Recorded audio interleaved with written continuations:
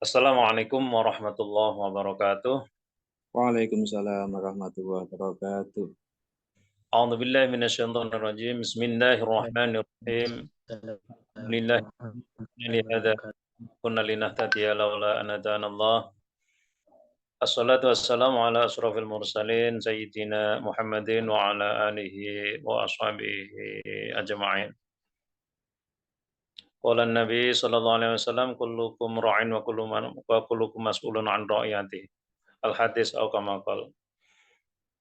Ustadz yang saya hormati, patut kiranya di siang hari ini kita bersama-sama memuji syukur kehadirat Allah SWT atas karunia berupa iman, Islam, ihsan, bahkan kesehatan prima yang kita gunakan untuk senantiasa menggali keilmuan, menambah ketaatan kepada Allah. Mudah-mudahan pertemuan kita di siang hari ini benar-benar pertemuan yang mendapat ridho dari Allah SWT dan menghasilkan ilmu nafi', ilmu yang bermanfaat. Para audiens sekalian yang saya hormati, pada kesempatan yang kali ini kita akan kaji yaitu tentang karakteristik pemimpin ideal dalam perspektif Islam. Ustadz yang saya hormati, sebelum kita mengkaji lebih lanjut, kita akan ulas apa sebenarnya pengertian pemimpin dan kepemimpinan atau dalam bahasa Inggris disebut leadership. Yang pertama adalah kepemimpinan, ya, atau leadership. Ya. Itu artinya proses mempengaruhi yang dilakukan oleh seseorang terhadap orang lain untuk dapat kerjasama dalam proses mencapai tujuan atau sasaran bersama yang telah ditetapkan. Ya. Ini artinya kepemimpinan. Nah, apa itu pemimpin? Pemimpin adalah seorang individu yang memiliki pengaruh terhadap individu lain dalam sebuah sistem untuk mencapai tujuan bersama. Para audiens sekalian yang saya hormati, kita ini sebagai guru madrasah, ya, kita sekaligus belajar memimpin. Bahkan anak didik kita didik, kita godok untuk menjadi pemimpin masa depan. Oleh karena itu, kita harus paham bagaimana pemimpin dalam perspektif Islam, harus paham. Sehingga saat kita memproses anak didik kita untuk menjadi pemimpin masa depan, ini benar-benar sukses di masa depan, jadi pemimpin yang handal. Nah, setelah kita tahu apa itu kepemimpinan atau leadership, ya, apa itu definisi pemimpin. Nah, di dalam Islam ini banyak istilah-istilah pemimpin. Yang pertama adalah yaitu khalifah. Nah, ini dijelaskan dalam surat Al-Baqarah ayat 30. Bismillahirrahmanirrahim. Wa qala rabbuka lil malaikati inni ja'ilun fil ardi khalifah. Qalu ataj'alu fiha may yufsidu fiha wa yasfiku dima wa nahnu nusabbihu bihamdika wa nuqaddisu lak. Qala inni a'lamu ma la ta'lamun. Yang artinya ingatlah ketika Tuhanmu berfirman pada para malaikat, sesungguhnya aku hendak menjadikan seorang khalifah di muka bumi. Mereka berkata, mengapa engkau hendak menjadikan khalifah di bumi itu orang yang akan membuat kerusakan padanya dan menumpahkan darah, padahal kami senantiasa bertasbih dengan memuji engkau dan mensucikan engkau. Tuhan berfirman, sesungguhnya aku mengetahui apa yang tidak kamu ketahui. Ini istilah pemimpin yang pertama adalah khalifah. Ya, jadi kita diangkat menjadi khalifah di muka bumi. Ya, ini bisa kita artikan seorang pemimpin. Dan memang otomatis begitu manusia dapat tugas menjadi seorang pemimpin, dia harus membekali bagaimana memimpin atau bagaimana mengelola bumi ini dengan sebaik-baiknya. Kemudian ada istilah yang kedua, para audiens sekalian, yaitu ulul amr atau dikatakan amir. Ya, ini dijelaskan dalam surat An-Nisa. Bismillahirrahmanirrahim. Ya ayyuhalladzina amanu atti'ullaha atti'ur rasul wa ulil amri minkum. Menurut Profesor Dr. Haji Mahmud Yunus, kata amir yang berarti pemimpin atau raja adalah bentuk isim fa'il dari madhi amaro yang berarti memerintah. Nah, ulil amri atau amir, ini istilah yang kedua. Kemudian kita temukan dalam istilah yang lainnya yaitu imam atau imamah. Kata imam dalam kepemimpinan Islam lebih spesifik terhadap aspek keteladanan. Artinya seorang figur yang mampu menjadi panutan dan memberi keteladanan atau uswah hasanah bagi orang yang dipimpin atau rakyatnya. Setelah kita tahu istilah-istilah pemimpin dalam Al-Quran, ya, kita lanjutkan yaitu kajian berikutnya. Dasar-dasar kepemimpinan dalam Islam. Tadi sudah saya jelaskan, yang pertama adalah dalam surat Al-Baqarah ayat 30. Kemudian yang kedua surat Al-Fatir ayat 392 yang bunyinya Bismillahirrahmanirrahim. Walladzi ja'alakum khala'ifa fil ard faman kafara fa'alaihi kufruh wa la yazidul kafirina kufrum inda rabbihim illa maqata. Ini surat Al-Fatir ya, ayat 392. Kemudian ada lagi dalam surat Al-An'am ayat 165. Bismillahirrahmanirrahim. Wa huwa alladzi ja'alakum khala'ifal ardi wa rafa'a ba'dakum fawqa ba'din darajatin liyabluwakum fima atakum inna rabbaka sari'ul iqab wa innahu laghafurur rahim. Ini dasar yang ketiga yang kita temukan dalam surat Al-An'am 165. Kemudian kita lanjutkan. Kalau kita sudah tahu sumber Al-Quran ya, tentang dasar pijakan kita tentang pemimpin. Nah, lalu bagaimana karakteristik pemimpin yang ideal dalam perspektif Islam? Nah, inilah menjadi kajian utama pada siang hari ini. Ya, Rasulullah SAW memiliki beberapa kriteria yang dapat ditentukan dalam hal memilih seorang pemimpin. Nah, apalagi kita ini juga belajar memimpin, menyiapkan peserta didik kita menjadi pemimpin masa depan. Apa yang harus kita perbuat? Kita belajar menjadi seorang pemimpin. Atau mungkin kita dihadapkan suatu masa pergantian pemimpin formal atau non formal, kita harus punya pilihan-pilihan. Nah, dalam kesempatan ini saya sampaikan prinsip-prinsip penting yang menjadikan pertimbangan kita untuk memilih pemimpin atau kita belajar menjadi seorang pemimpin atau kita sedang menyiapkan peserta didik kita menjadi pemimpin masa depan. Apa yang menjadi hal yang sangat penting, karakteristik yang harus dimiliki agar pemimpin tersebut pemimpin ideal, yaitu sifat shidik atau jujur. Ya. Ini dijelaskan dalam surat An-Najm ayat 3 sampai 4. Bismillahirrahmanirrahim. Wa ma yantiqu 'anil hawa in huwa illa wahyu yuha. Dan tiadalah yang diucapkan itu Al-Qur'an menurut kemauan hawa nafsunya. Ucapannya itu tidak lain hanyalah wahyu yang diwahyukan kepadanya. Nah, ini menandakan Rasulullah benar-benar orang yang menjaga kejujurannya, menjaga sifat sidiknya. Nah, ini kalau dimiliki oleh seorang pemimpin, betapa indahnya. Dari satu hal saja karakteristik yang dipunyai. Ini benar-benar ideal. Dengan adanya sikap jujur, terbebas korupsi, terbebas kolusi, terbebas dari berbagai penyimpangan. Ya. Sehingga apa? Dengan sikap jujur, ya, ini semua program akan terrealisasi dengan baik. Ada transparansi dana, transparansi program dan sebagainya, dan siap mempertanggungjawabkan. Dia tidak takut untuk bagaimana melaporkan, ya, karena apa? Dia jujur dan tidak punya beban moral apa-apa. Kita lihat betapa hiasan di layar kaca kita, di media-media yang ada, Masya Allah, na'udzubillah min dzalik. bukan orang bodoh, bukan orang yang tidak bertitel, namun bertitel banyak, ilmunya dicabut oleh Allah, keberkahannya. Mengapa?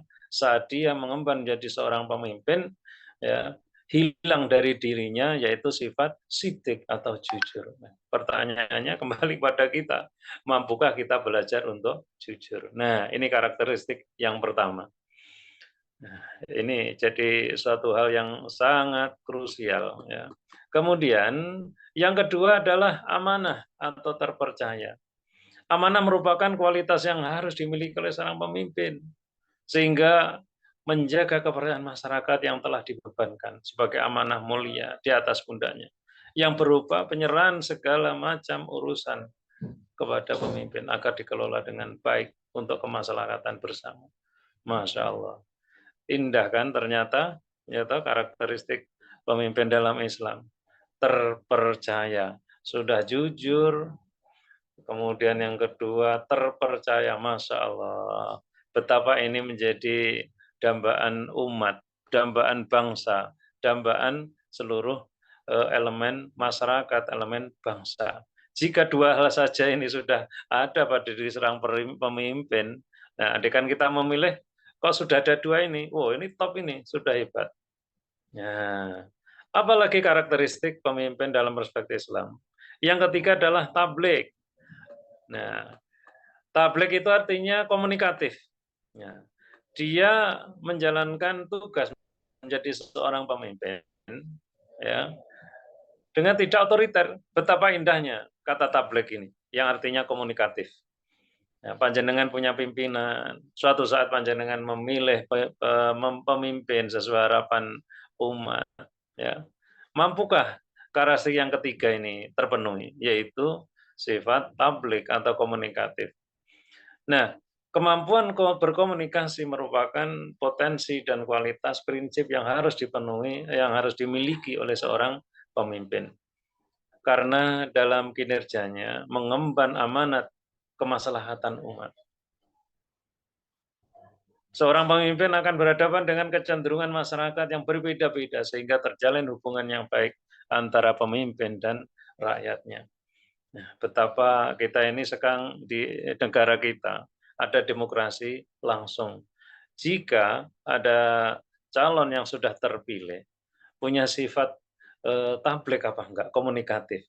Sehingga apa? Dengan komunikatif kita harapkan kita mampu mendengar apa yang menjadi aspirasi rakyat, aspirasi masyarakat. Setelah tahu apa yang diinginkan masyarakat, ya, kita terus mencari solusi bagaimana mewujudkannya. Nah, karena apa? Pemimpin melayani umat. Kalau dia sudah menyadari dia ini melayani rakyat, melayani umat, maka di situ perlu sekali komunikatif. Nah, komunikasi-komunikasi ini penting sekali dibangun agar rakyat yang kita pimpin, orang yang kita pimpin, ini mendapat perhatian. Usulannya diperhatikan, ada ketenangan dalam proses dipimpin oleh pemimpin sesuai harapannya. Kemudian setelah itu ada rasa tenang, ya. Kemudian ada betapa mudahnya untuk bersatu mendukung seorang pemimpin yang memiliki sifat komunikatif. Ya. Kalau masyarakat sudah mendukung pemimpinnya jujur, amanah, komunikatif, Masya Allah, indahnya berbangsa dan bernegara, ya. Dan itulah yang dikatakan oleh Rasulullah, baldatun thayyibatun wa rabbun ghafur. Indah sekali. Kemudian kalau tadi karakteristik yang ketiga, tabligh atau komunikatif, sekarang kita lanjutkan karakteristik yang keempat. Apa itu? Ya, seperti sifat Rasulullah, yaitu namanya fatonah atau cerdas. Nah, seorang pemimpin harapan bangsa, harapan masyarakat, harapan orang siapapun yang dipimpin, ini adalah memiliki kecerdasan, atau dalam bahasa lain adalah sosok yang memiliki visioner. Nah, siapa yang memiliki ini karakteristik visioner, yaitu orang yang memiliki keilmuan, punya wawasan luas, cerdas, kreatif, dan memiliki pandangan yang jauh ke depan. Jadi kalau seorang pemimpin hanya berpikir untuk kepentingan hari ini, ya, ini berarti kurang adanya kecerdasan. Pemimpin yang paling bagus adalah visioner, berpikir sekarang, juga untuk kepentingan sekarang, esok, dan masa mendatang. Jadi kalau masyarakat masih punya lompatan satu kali berpikir, seorang pemimpin cerdas, punya kreativitas yang tinggi, pandangan jauh ke depan, sehingga punya lompatan. Bagaimana yang saya pimpin ini 5 tahun ke depan, 10 tahun ke depan. Nah, inilah yang disebut patona atau cerdas, visioner, Masya Allah. Nah, karena untuk mewujudkan kemaslahatan dan kemakmuran masyarakat dibutuhkan pemikiran besar dan inovatif serta tindakan yang nyata. Nah, betapa 4 sifat ini menghiasi seorang pimpinan kita, Masya Allah, ya, akan dicintai oleh rakyatnya. Kemudian ada juga kecerdasan yang dimiliki oleh pemimpin, 3 kecerdasan yang meliputi emosional, yang disingkat apa ini, EQ, gitu. Kemudian spiritual, ya.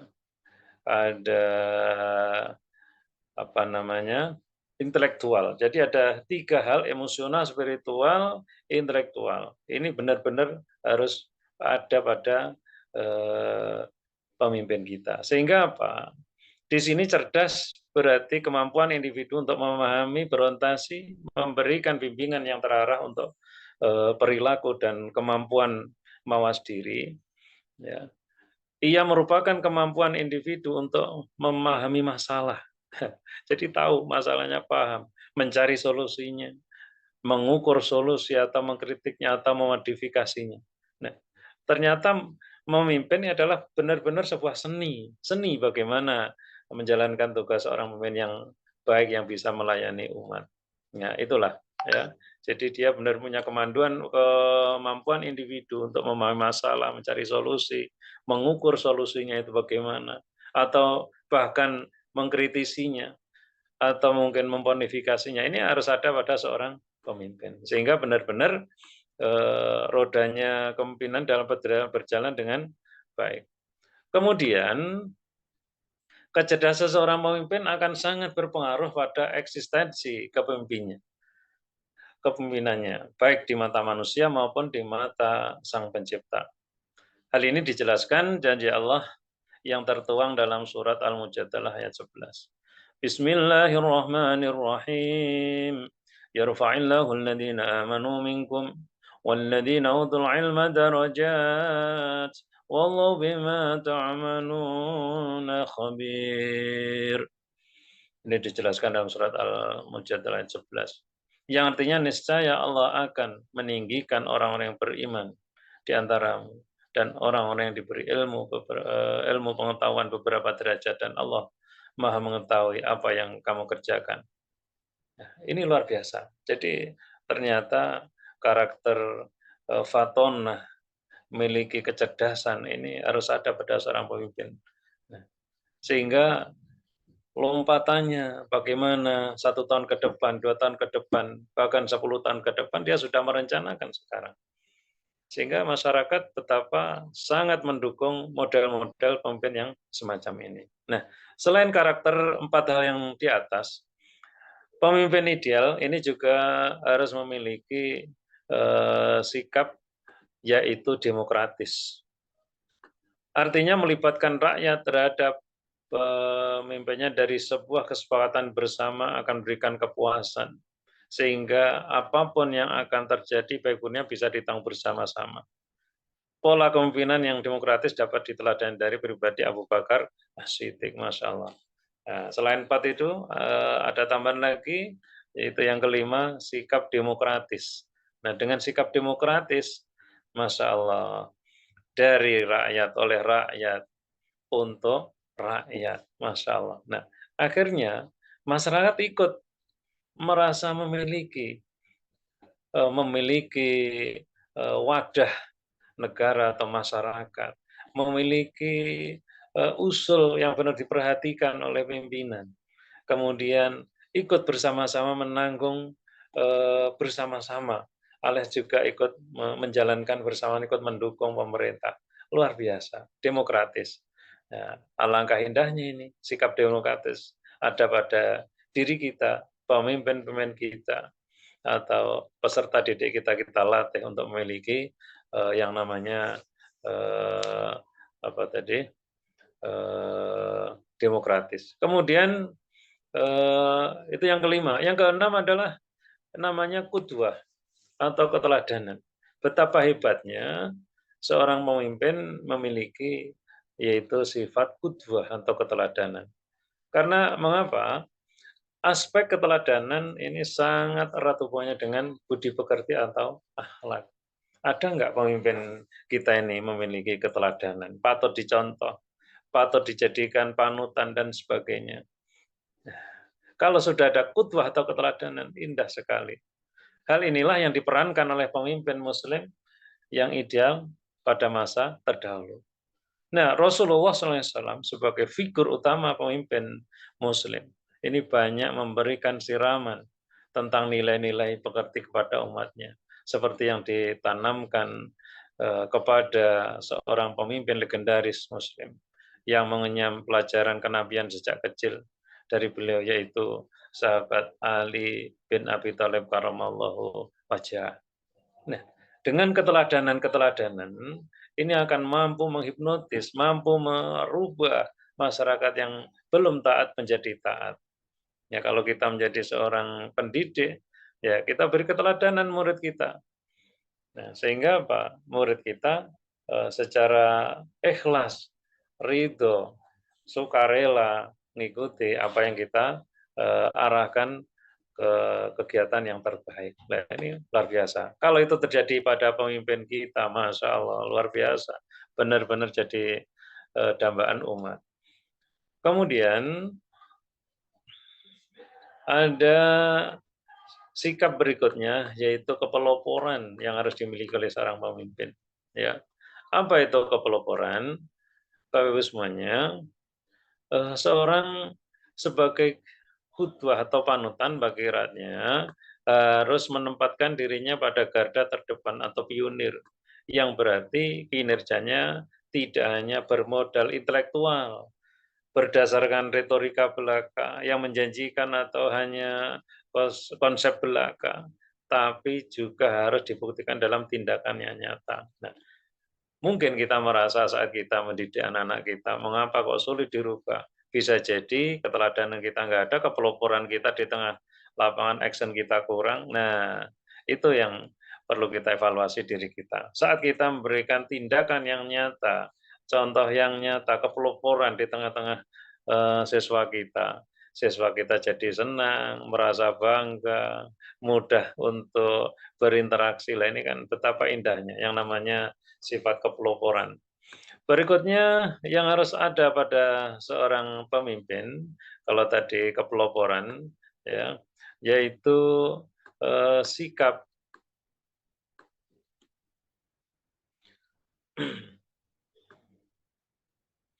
menguasai pengetahuan agama. Nah, jadi seorang pemimpin harus paham secara nyata, ya, membekali dirinya bagaimana menjadi orang yang benar-benar tafakuh di fitin, religius. Allah mengingatkan kaum muslim bahwa orang yang paling takut kepadanya adalah ulama. Siapa? Ulama ini ya orang-orang menguasai pengetahuan agama. Ya. Kalau seorang pemimpin kita ini paham mana yang hak, mana yang batil, mana yang haram, mana yang harus dilakukan, mana yang harus dijauhi, betapa indahnya. Nah, betapa indahnya pemimpin kita. Kalau mereka nggak paham, wah ini berarti ada sesuatu yang cacat. Oleh karena itu, pribadi kita, Bapak Ibu juga menjadi seorang guru, ini juga harus memiliki wawasan agama yang luas. Makanya kehadiran PGMI, kehadiran program yang kita laksanakan kali ini dalam rangka kita belajar bersama meningkatkan wawasan kita, ya, yang diantaranya bagaimana konsep-konsep kehidupan di dalam Al-Quran yang mampu kita aktualisasikan dalam kehidupan yang nyata. Nah, ini. Kemudian yang terakhir, pemimpin ini harus memiliki dan menguasai manajemen atau manajerial. Nah, betapa bobroknya kepemimpinannya kalau dia tidak punya pengalaman dalam hal manajemen. Nah, karena apa? Manajemen ini menjadi salah satu tolok ukur keberhasilan di suatu lembaga, keberhasilan di sebuah ini masyarakat dan bangsa dan negara ini. Karena apa? Dia ahli dalam bidang manajerial, dalam bidang manajemen. Nah, ini seorang pemimpin akhirnya apa? Harus memiliki kemampuan mengelola dan mengendalikan sistem agar terbangun sistem pemerintahan yang kokoh. Ini kalau dipunyai betapa bagusnya. Oleh karena itu, mungkin di sekolah-sekolah swasta mengapa kok sulit untuk maju misalkan. Nah, harus memiliki kemampuan dalam bidang manajemen manajerialnya. Manajemen juga luas ya. Ya, termasuk di dalam bagaimana perencanaan, bagaimana mengaktualisasi perencanaan itu, evaluasi dan sebagainya. Ya, ini harus punya planning yang kokoh, planning yang kuat. Nah, itu kan bagian daripada ilmu manajerial, ilmu manajemen. Masya Allah, ya. Ternyata betapa kita harus perlu belajar terus agar kita menjadi seorang pemimpin yang ideal, yang kita juga suatu saat dihadapkan suatu masa kita harus memilih pemimpin sesuai apa yang saya uraikan pada siang hari ini. Dan suatu saat kita juga menyiapkan generasi pemimpin masa depan. Oleh karena itu, dengan sekelumit bekal ini kita belajar bersama betapa pentingnya kita terus menambah kualitas diri dengan hal-hal yang positif agar kita menjadi pribadi yang lebih hebat, guru yang hebat, karena kita juga pemimpin. Kita mampu memilih pemimpin masa depan yang hebat. Kita mampu menyiapkan generasi peserta didik kita menjadi generasi pemimpin yang hebat di masa depan. Saya kira ini para audien, terima kasih perhatiannya. Mohon maaf atas segala kekurangannya. Billahi taufiq wal hidayah. Wassalamualaikum warahmatullahi wabarakatuh.